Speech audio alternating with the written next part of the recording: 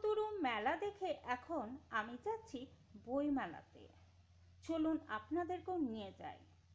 এটি বইমেলার ticket counter. এখান থেকে টিকিট সংগ্রহ করে আপনাদেরকে বইমেলায় ঢুকতে হবে।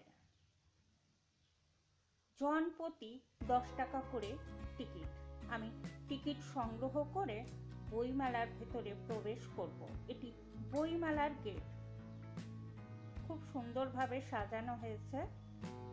আমি বইমেলাতে প্রবেশ করেছি। বেশ কিছু স্টল রয়েছে, খুব একটা বেশি বড় নয় বইমেলাটা। তার মধ্যে দেখুন এখানে আনন্দ রয়েছে। এটি বইমেলার প্রবেশের গেট। এখান থেকে আপনাদেরকে ভেতরে ঢুকতে হবে। আর এদিকেই দেখুন বেশ কিছু স্টল। কল্পতরু বইমেলায় আমি অনেক বছর ধরেই আসছি।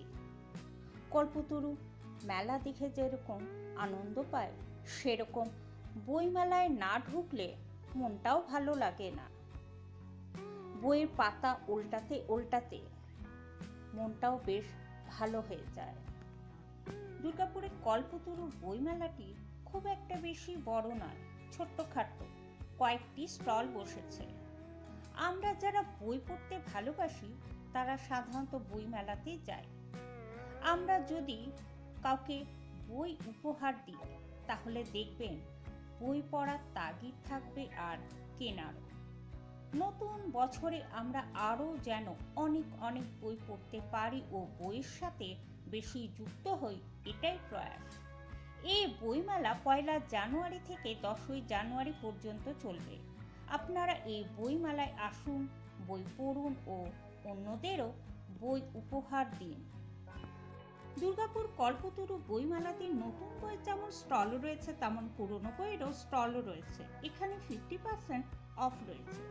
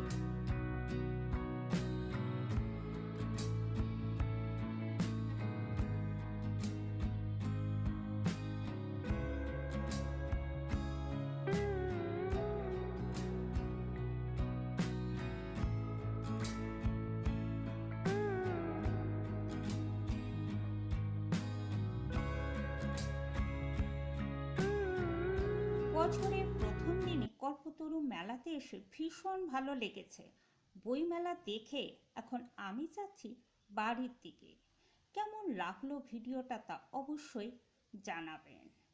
নতুন বছর আপনাদের সবার খুবই ভালো কাটুক এই কামনা করি।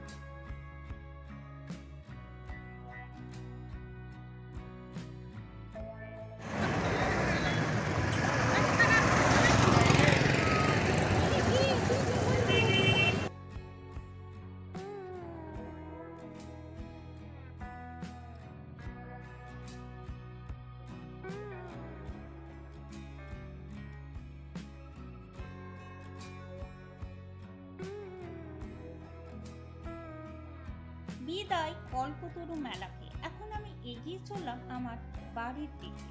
কেমন লাগলো ভিডিওটা তা অবশ্যই জানাবেন। সবাই খুব ভালো থাকুন, সুস্থ থাকুন আর প্রিয়জনদের ভালো রাখুন। আর হ্যাঁ, যারা এখনো আমার চ্যানেলটিকে সাবস্ক্রাইব করেননি তাদের কাছে অনুরোধ, প্লিজ সাবস্ক্রাইব করে নিন। এরকম সুন্দর সুন্দর নতুন নতুন ভিডিও আগামী দিনে দেখার জন্য। আবার দেখা হচ্ছে আপনাদের সবার সঙ্গে অন্য কোথাও, অন্য ব্লগে। ততদিন আপনারা সবাই খুব আনন্দে থাকুন, হাসি খুশিতে থাকুন।